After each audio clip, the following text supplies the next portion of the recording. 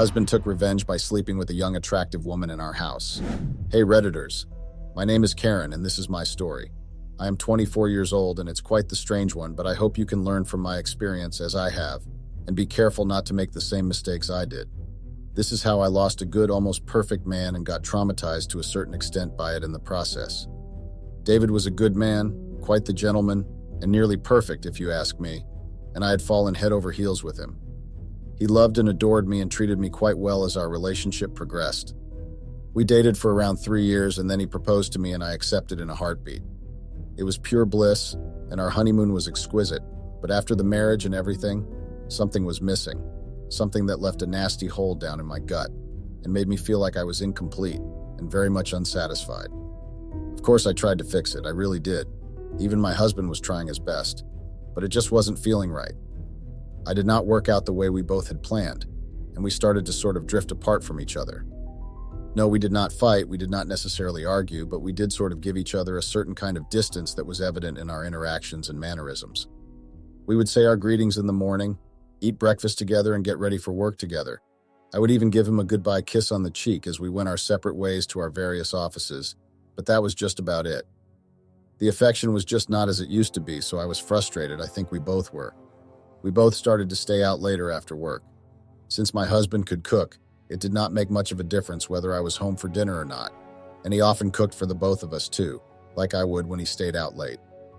At that point, we weren't even trying for a child anymore because we both instinctively knew that having a child when the home was the way it was would be cruel to the baby, and we were definitely not monsters. Now you might be asking what it was that had been missing that had left me so unsatisfied. It was actually in the bedroom. I wasn't satisfied, and I could tell David was not as well, and therein laid my mistake. The late night outings were something we had both gotten used to, literal excuses to not breach the subject of our rapidly diminishing affection, as both of us understood that we did not want to talk about the matter on ground. But I took it a step forward and began following some rather unsavory companions, in the form of women who enjoyed extramarital affairs and the likes. Soon I started to party like a college student on Friday nights in high-class pubs and bars. I looked fairly young, so I could actually pull off the college senior look, but I did try to keep my dressing on the tamer side, as in, I did not show much skin, wearing skimpy attire like the girls that were openly grinding on men on the dance floor under the strobe lights. I would come home half drunk and stumble up the stairs where my husband would welcome me with a frown but welcome me nonetheless, and actually hold me through the night murmuring things I would hardly catch before I pass out in bed till the next day. He would do almost the exact same thing the following week, and I would tend to him as well, reciprocating his actions, and I would hold him too. We were gradually looking more like affectionate roommates than like an actual married couple. It did not bother me or the both of us, I think, and I took it a step forward. I got myself a man on the side. It was an older gentleman that took interest in me one evening as I was about to leave the bar earlier than usual. The man, Anthony, had said that he watched me whenever I came in and just enjoyed the young adults gyrating on the dance floor while I sipped my alcohol. I had expressed displeasure at being watched so intensely, and I pointed out as such, which made the man sputter and apologize profusely, stating that he had not meant to come across as some sort of stalker. I rolled my eyes as I accepted the apology, and we started to talk, mostly about anything, everything, and in some strange way, nothing in particular. We went on about topics, and suddenly we would switch it up and talk about another thing entirely, until it was around 11 p.m. when I got tired and we left the bar. I could remember him asking to give me a lift, but I had declined, and he hailed me a taxi instead, held the door to the passenger seat open for me, and then bid me farewell as the taxi sped away. It should have ended like that, you know. I should have just let it be as it had been, but I didn't know when to stop, especially when I was meeting up with such a gentleman that rivaled my husband. I ended up meeting with him again and started to develop affection for the man.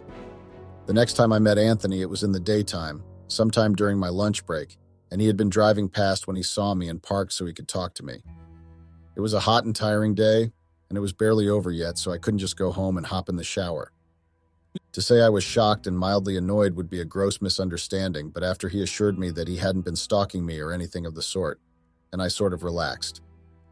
We got talking over the duration of my lunch break, and he was genuinely interested in getting to know me, but I only told him the basic stuff, and especially not about my marital status or any of the sort, which was easy to brush off since I was not wearing my wedding band, and he quickly dismissed the issue, opting to continue with getting to know each other. He bid me farewell a few minutes before my lunch break ended, surprising me, and we exchanged contacts. Anthony promised we would talk some more over texts and calls, and that he'd make sure I would get comfortable with him, to make up for having seemed like a stalker both of the times we'd met. I waved it off, opting to play disinterestedly, and I promised to pick up the phone whenever he called, and to reply whenever he texted.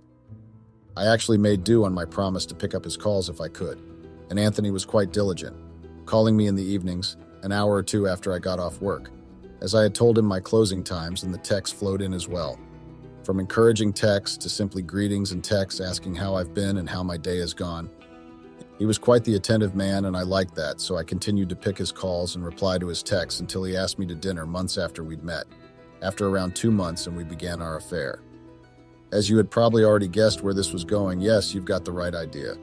I had an affair. I cheated on my lovely husband. The first night we spent together, that is, Anthony and I, was nothing magical. We went out on a date after we had pretty much been dancing around each other for 2 months, mostly with me playing hard to get and with Anthony doing his very best to woo me, and he finally did enough and got on my good side. I finally agreed to go out on a date with him, and he had ecstatically told me to leave everything to him, from the venue to our meal choice and final destination. I'd gone to meet him at the arranged venue, which turned out to be a high-end restaurant, the ones with expensive dishes and complimentary drinks that left your taste buds tingling from perfection and blend, and desserts that made your taste buds sing. I had gone with a beautiful dark green jumpsuit to go with the dark green shirt he'd worn inside of his white suit. He held out my seat for me when it was time to sit at our table, and he'd kept the flow of the conversation balanced as we talked about anything and everything, but not about our final plan for the night, to ease the tension, to avoid putting any pressure on either of us. My mind had already been made up. I had come with the intention of going along with everything, with the intention of finishing what I had started. It was mostly just to get it out of my system, to get it over with, and head back home to resume my boring life. But boy, was I in for a big old surprise when we went to the hotel he'd reserved a room for us. It was a very nicely furnished suite, too. We started off lightly, gently, soft caressing and light touches that left a trail of heat on the exposed parts of my body that my jumpsuit didn't cover on my arms, back, and waist. Before I knew it, we had stumbled onto the bed and clothes began to fly. Jacket here, shoes there, zipper teeth unlocking and jewelry gently pried off bodies, and we were tumbling in the sheets. Did I mention that Anthony was quite versed in the ways of pleasure? Whether by skill built from experience of just natural, innate talent, I had no idea, and I didn't even care to know. But he strummed me like a string instrument placed in the hands of a veteran artiste. Arousal burned in the pit of my stomach, and he was a soothing, cooling balm that took the heat away and replaced it with warm pleasure and relief. I liked it. I loved it. I loved how he made me feel with each passing moment, and I definitely loved how our bodies had fit together like puzzle pieces under the covers, and my mind flashed back to my husband, who I had left at home nonetheless. We left the hotel early the next day, at 6 a.m. in the morning or so, and I went home to a worried, panicked husband who gave me a puzzled look that made me fight the urge to squirm where I stood, an urge which I successfully suppressed and met his eyes before I gave him an answer, a little bit of an explanation, actually. I told him that I just wanted to spend a night out and to have a change of scenery since we were not on the best of terms. I had answered nonchalantly, shrugging like I had not embraced another man the night before, like my nether regions didn't ache from the sheer size and skill of Anthony and his solid body, powerful thrusts that rocked my body along with the bed. Those thoughts had me shiver for an entirely new reason, a reason that my husband sort of knew, understood, and he had raised a brow at me. I said it was nothing and I just missed him.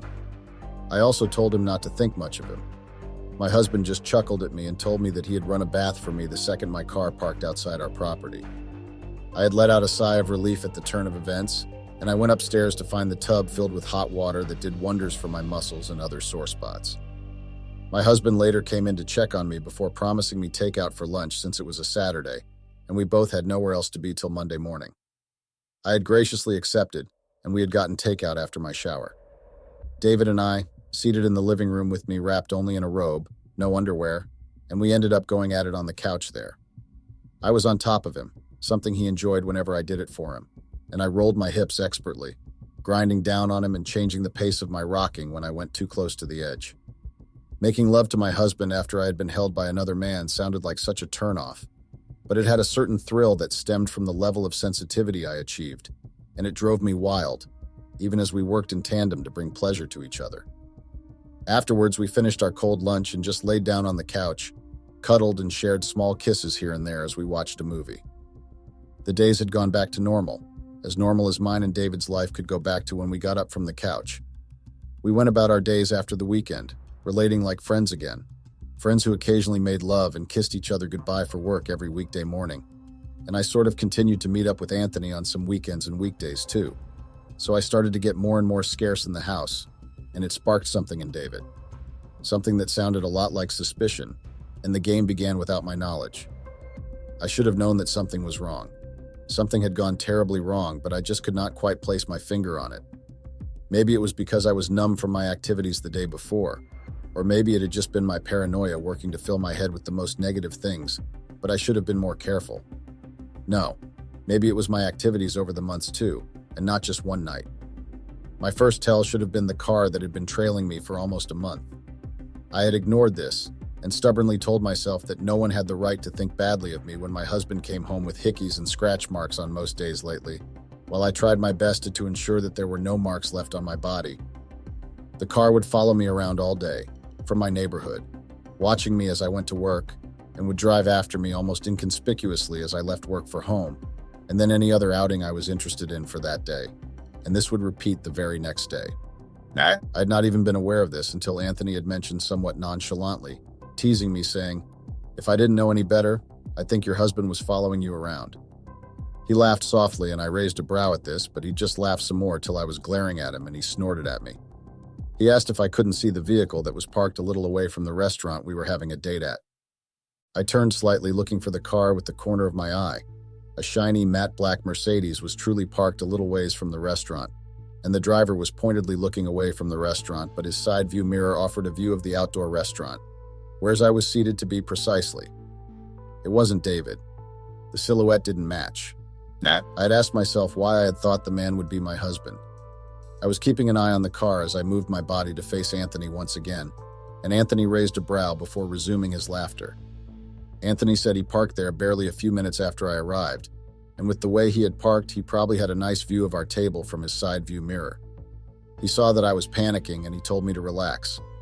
I sort of relaxed a bit and enjoyed our date. We ended our outing in a boutique where Anthony picked a dress or two and a nice pair of heels and a new purse for me while I picked up things for my husband, namely a watch and a nice pair of shoes to go with the silver accessory. Anthony hailed a taxi for me and kissed me goodbye while I slipped into the back seat, but I told the taxi driver to take the U-turn that would take me away from my neighborhood, as I had told him I wanted to go the long way home. Of course, the man raised a brow at this, but I just shrugged and gave a tired smile, or what I hoped looked like a tired smile and not a weird grimace. I kept my eyes half open and stared at the side view mirror of the taxi, and sure enough, the sleek black Mercedes was there, obviously following me since it had taken any turn that we had taken, and it had been driving in any lane the taxi I sat in had driven in. This cemented my thoughts, confirmed my suspicion of being watched, monitored even. I had been furious, had thought to myself that David had no right to be so suspicious, especially when I had found out that he had found a partner outside of the marriage, and while he didn't meet with them as often as I met with Anthony, they were still very much present and I had never thought of watching or spying on them even once, so what had given him the bright idea that he had just about any right to put a tail on me, to watch and monitor me? I had been furious, to say the least, and I was just about ready for an argument, a fight, and that was just what I had done. I had brought up the fact that he had been following me around like a paranoid child, and I was fuming, but David was calm, gently telling me to cool my temper and go take a shower. He had told me gently to relax. He said I was just working up due to the stress from work, leading me upstairs towards the bathroom, and I found myself relaxing, and I just decided to be chill about it. About as chill as an angry woman could be in a situation, though not quite like mine, but close enough. Things had gone from wrong to straight up disastrous as the days had gone back. My husband had started to give me a disturbing, knowing look and smirk that had made me queasy and jumpy. Like he knew something, and he had me dancing in the palm of his hand, and I did not like it one bit. That feeling like I was some kind of plaything that he was having a blast manipulating and bending to his whims as he pleased. Like an unwilling player of some sick, twisted game, and then the next tells. It was like we had gone from affectionate roommates to now trying one up the other in a mental tug of war that grated on my nerves and sanity with each passing day. The fleeting touches, the knowing smiles, and the sexual innuendos, like he had been trying to do more than get my attention. Like he wanted to say something, but he was waiting for me to say something, and it confused me beyond normal, beyond what I was used to. David was quite the thorough man and a very critical thinker, one of the quirks that caught my eye in the first place, and this new game had made my visits to Anthony get shorter, and my nights in bed with David longer and more frequent. Like he was trying to get something across, like he was hinting at something that suspiciously reminded me of how long and hard Anthony usually went in bed, all while maintaining gentility. On weekdays, it would just be a quick tumble in the sheets, and on a weekend, it would be lovemaking till almost the crack of dawn with gentle caressing and sweet gestures in bed. "Don't you think the game is going on too long? Can we just stop now?" David had murmured into my neck as we laid in bed one night after what would usually happen on a weekend. Hours of caressing and kissing, and I turned to look at him, but he'd already gone still. He said he was at his limit. He had huffed, and it sounded too hard, too angry to be something ordinary, and I began to fear my husband from that night. I could sense that he was changing, but not for good or for my good. We were okay for the next 2 months or so before tragedy struck. I went out to meet Anthony again, but I was distracted, and Anthony could tell that much. He was genuinely worried, and he had stated as such.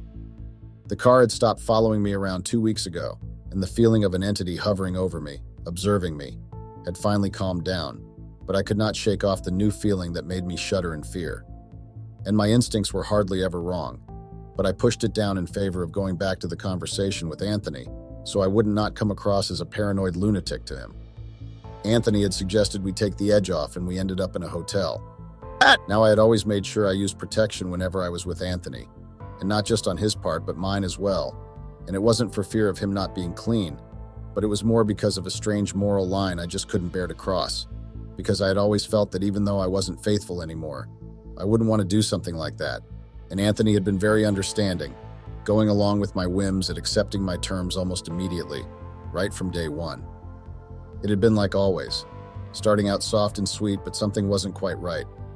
I couldn't really get in the mood properly, and it was obvious to Anthony, who had stopped halfway through the act and came to sit beside me in bed, and I found myself making a face of worry and pain, like I'd been stabbed.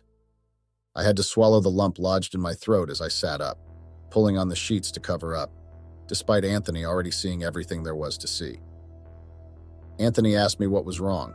He sounded frantic despite the cool facade that he'd put up, and I turned to look at him, with a look I did not quite know how to place, and I suddenly told him that it did not feel right to me anymore. I told him I didn't know if I could keep doing this, and it would be unfair to him, but he didn't understand. My voice had cracked, and he looked worried, very worried, and I was suddenly feeling sick again. I had run to the ensuite and emptied my bowels of the meager meal I had to literally nibble on back at the restaurant earlier. Anthony had stood up from where he'd been sitting and ran towards me, had rubbed my back gently as I threw up and continued to dry heave there. My stomach was cramping and my hips felt like they were being crushed as my pelvis sort of felt like it had started to fold up, like menstrual cramps, but it felt much worse than that. I told him I was not feeling well and I wanted to take my leave. I had excused myself and slid into my car and zoomed off in the direction of the nearest hospital, while my eyes burned with tears and my heart hurt as I recalled the look of shock on Anthony's face. I ignored all the texts and calls that were coming through. I wouldn't be able to say anything. Now back to my initial worry. My first question should have been how quiet the house had been as I got back from my outing that Saturday evening. Or was it an afternoon? I cannot remember it that well anymore. But anyway, the silence unnerved me. It irritated me for some reason, but I struggled successfully to push it down, as I didn't want to spoil the good news I had come with for my husband. The front door was locked and I couldn't be bothered to begin to rummage through my handbag for my keychain that I had stupidly put inside the bag, so I just opted to knock. I also didn't want to call my husband either. I waited briefly and sighed in relief at the sounds of footsteps coming down the stairs from the bedroom. But it didn't sound right. The footsteps were gentle, more gentle, lighter even as they approached the door, and the silhouette was all wrong. Shorter and lighter.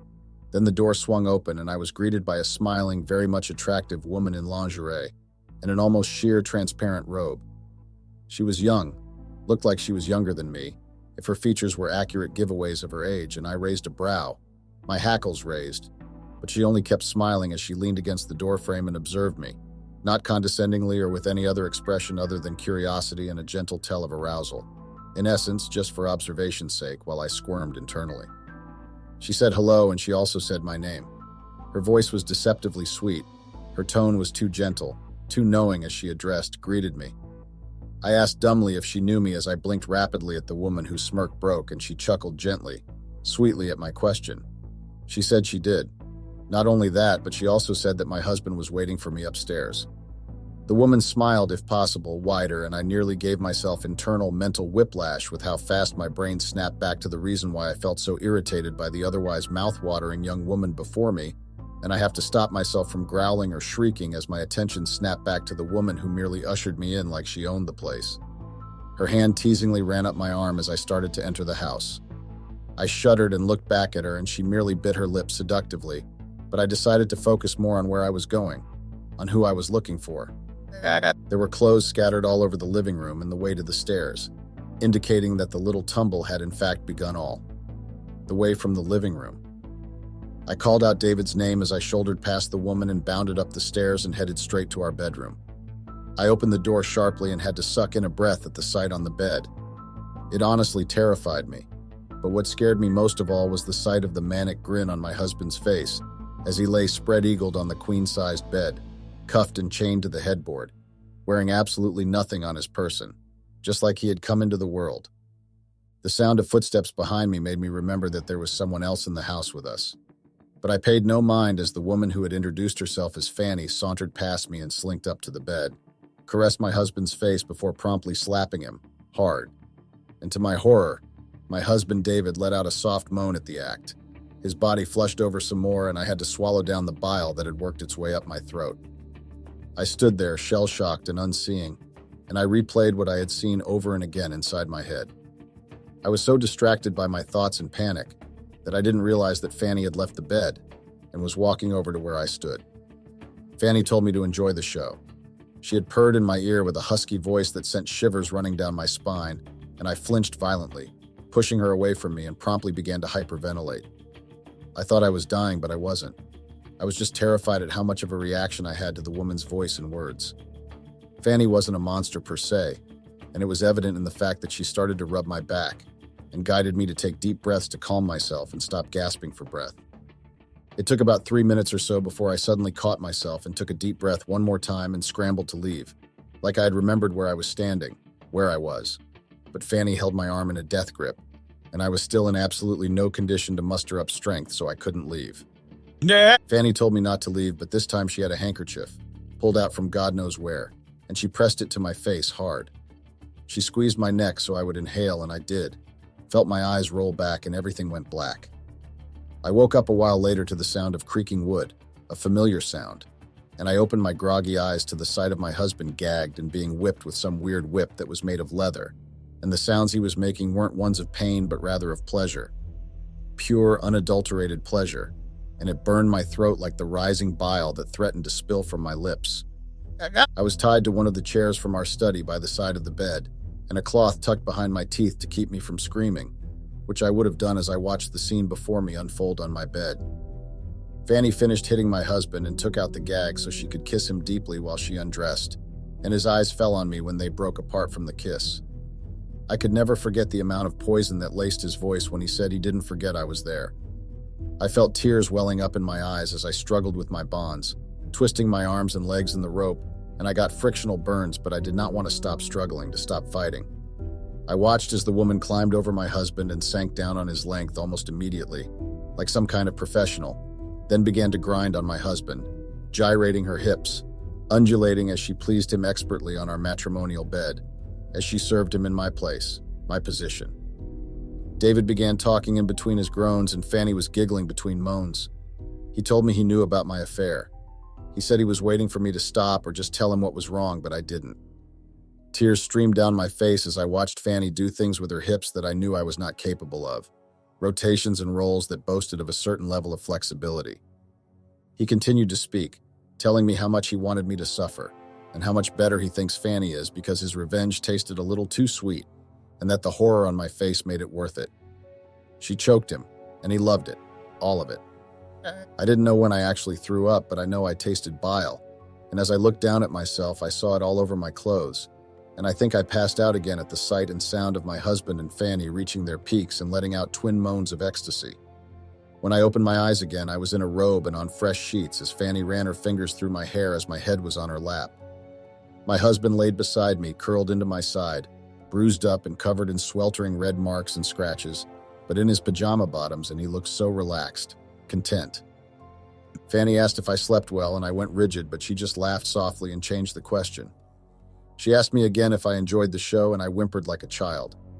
I was crying again, and she shushed me, telling me not to wake David.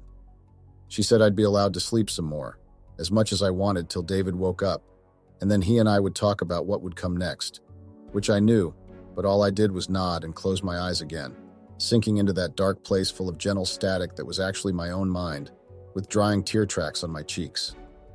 It wasn't until the next day that David called me down to the living room to talk, but Fanny had left to her own place.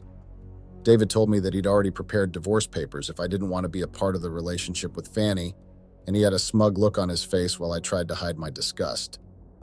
He called me a hypocrite, saying that at least his own affair was in my presence and he wanted to include me in the triangle, so I shut my mouth and listened as he continued to talk. I agreed to sign the divorce papers and not to go to court for anything. He looked pleased with himself, and I shuddered in disgust and, frankly, fear. I told him that I would leave that day, but he said not to until I was sure I'd found a new place.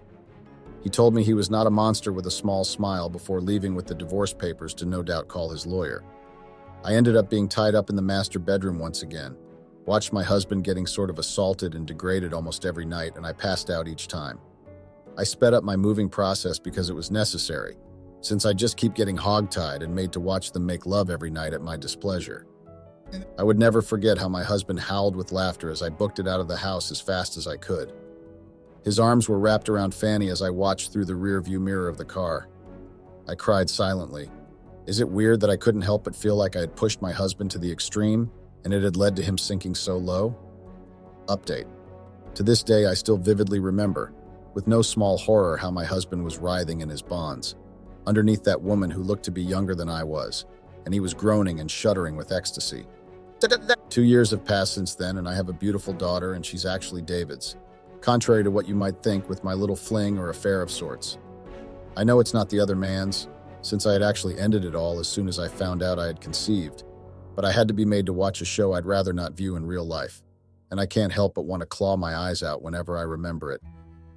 What makes it even worse is that I was standing in the parking lot of one of the 2 hospitals in town, staring blankly at the wedding invitation in my shaking hands. David weds Fanny, and Fanny had the guts to giggle excitedly as she handed me the invitation, and I felt tears roll down my face as the date of the wedding sinks in. The day of the ceremony is the day of the anniversary of mine and David's divorce. I can't tell David I have a child for him, especially not now that he's getting married, because I'd like keep even a little bit of shame, and also because I don't want to be anywhere near him anymore, because I'm afraid of him and Fanny and what they could do to me, what else they would do to me. I didn't contact Anthony throughout, and I made sure not to mistakenly come across him. By that I mean I moved to another town and changed my numbers because I can't bear any more pain, and I don't want to explain anything to him. Every day I hope I don't come across Anthony because I won't know how to explain anything. He might even read this story I'm writing. All I know is that this was my fault.